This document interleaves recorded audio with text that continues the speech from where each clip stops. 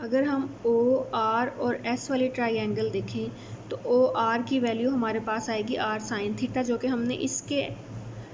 According ली है। ठीक है, क्यू पी और ओ आर जो है ये आपस में बिल्कुल सेम सिमिलर पैरेलल लाइंस है, तो जो क्यू पी की वैल्यू होगी वही ओ आर की वैल्यू होगी, ये हमारे पास क्या होगी आर साइन थीटा।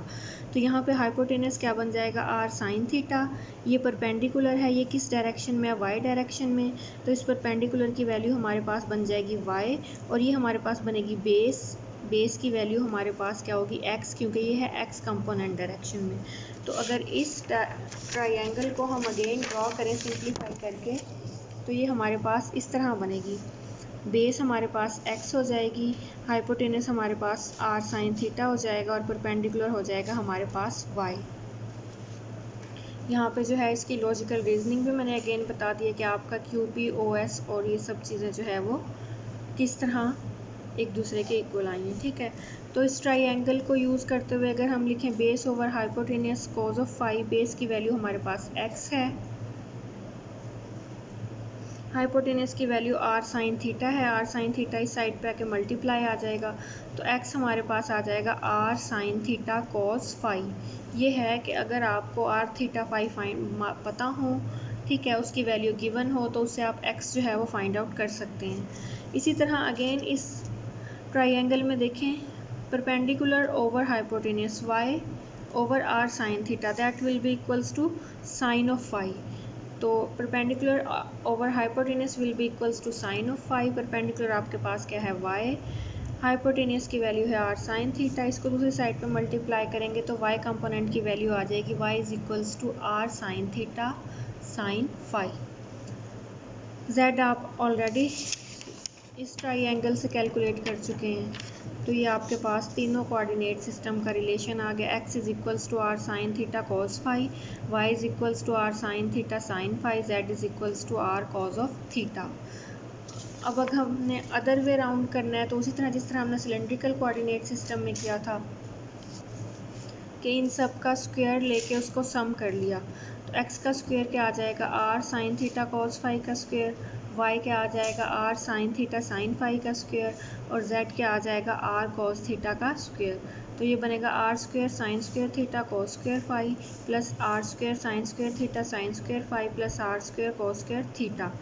तो फर्स्ट टू टर्म्स में से हमारे पास r square sine square theta common आ गया, cos square phi plus sine square theta जो है वो फॉर्मूला बन गया sine square theta plus cos square theta is equals to 1 वाला, तो यहाँ पे हमने जो है उसमें 1 पुट कर दिया।